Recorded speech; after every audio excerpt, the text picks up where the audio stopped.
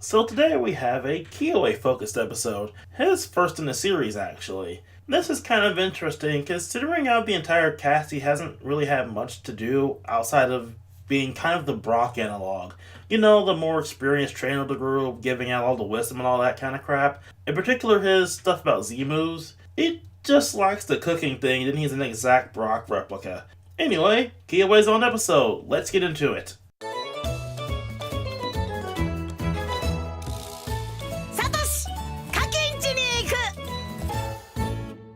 We start at the crack of dawn, with Ash out practicing his Z moves, and which we learn Rowlet can make use of Breakneck Blitz as well. And we learn a bit more about Z moves, how they tire out a Pokemon when they're used, but over time the Pokemon will learn this new power set, or just this new level of power. As they finish that up, they spot Kiwae and call him down, with Ash learning that he delivers milk from his family's farm early in the morning. Ash, being Ash, is excited about the prospect of going to the farm, as well as learning that they do make ice cream there, and of course, excited about ice cream. Using that as an excuse, that he's going to practice with Kiwae. Kukui decides to give up and lends Ash a Pelipper as a ride Pokemon so that he can follow Kiwae on his deliveries before heading over to Akala Island.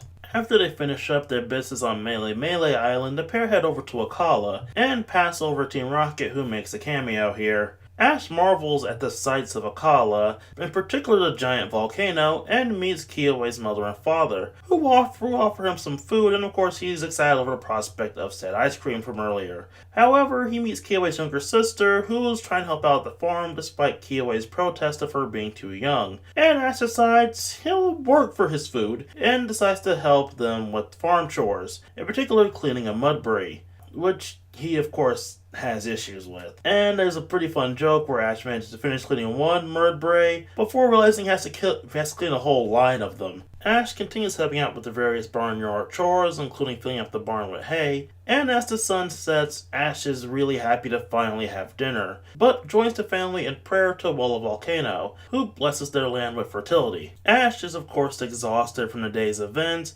and decides to give up on training for now, when he spots Kiwae, training despite all the hard farm work. Kiwae explains to Ash that how he received the Z ring, and how his grandfather was the previous Akala Island Kahuna, and that he one day dreams of becoming the next Kahuna of Akala Island. The pair decide to do a little bit of training, but they realize that they have to do early morning deliveries and decide to quit while they're ahead. The next morning they head out for deliveries, and come across Team Skull, declaring their vendetta against Kiwae for the events of episode 1. Almost crying over spilled milk, Ash decides to take on the group, unleashing a Gigavolt Havoc, which ends the episode. I mean, not really, but pretty much the episode ends here. So, how was this episode? Is it a good one? Is it a bad one? It's pretty much filler. I mean, it's mid-tier filler, but still pretty much filler. I'll explain the filler stuff later, but let's talk about the episode itself. Kiwae is the main focus of the episode, and yeah, we learn a lot about him. We learn about his family life, we learn his primary motivation, as well as his own pursuits of growing stronger. Honestly, he's pretty admirable of a character. Even though he does do the family stuff and the farm stuff, he still has the energy left over